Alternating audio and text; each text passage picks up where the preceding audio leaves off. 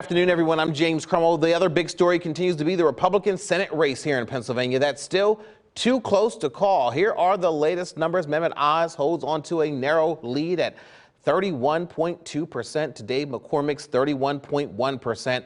That's a difference of about 1,200 votes, and there are still votes being counted, including in Lancaster County, where they've been doing so by hand because of an error. Seth Kaplan is here with the latest on all of that. Good afternoon, Seth. Hey, James. Yeah, the second year in a row that they're counting more than 15,000 votes by hand again. Again, as you said, because of a ballot printing error. But there are two key differences this year. One bad, one good. The bad news is the whole country's watching because of the impact on the U.S. Senate race. The good news, they're almost done, more than a week sooner than last year. Look, they're live at what they're doing today. Just 1,000 ballots or so left to count at this hour out of 16,000 unreadable ones. They can be done within about an hour, largely done anyway.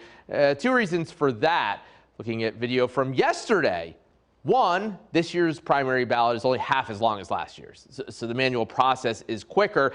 And two, they have more space and more people working on it, so they managed to get through about 3/4 of them yesterday alone. Let's face it, they also just kind of knew what to do because they designed this manual process last year. Tables of 3 people, one reads the vote, one copies them onto a properly scannable ballot, and the third verifies the work. Then they scan those readable ballots in batches. As for the impact on the Senate race, James, the quick math continues to suggest Dave McCormick cannot gain quite enough votes net in Lancaster alone to overtake Mehmet Oz. Perhaps a different story, though, in Allegheny County, a McCormick stronghold, where they continue counting Election Day votes from dozens of precincts because of a mistake with how they closed the machines at the precinct election night. So that's thousands more votes. Of course, they won't all be for McCormick, but as he trails Oz, as you said, by just 1,200 votes across the state, the race could get even tighter.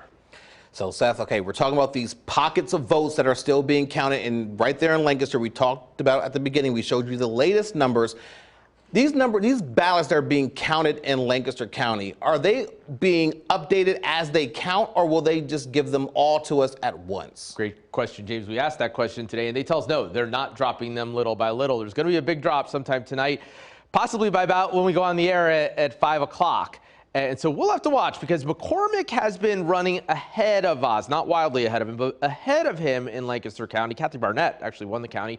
And across the state, McCormick has been trending better with mail-in votes. Oz has done a little bit better with Election Day votes, McCormick with mail-in votes. So again, doesn't seem like there's enough vote out there in Lancaster alone to help McCormick, but if that brings it below 1,000, and then what's going on in Allegheny County, who knows, James? We can get that big batch of numbers from Lancaster County, though, a little bit later on today. We'll stay tuned for that. Seth Kaplan, thank you so much for that update. And ABC 27 is your local election headquarters. You can always go to abc27.com for complete election results, analysis, reaction, and much more.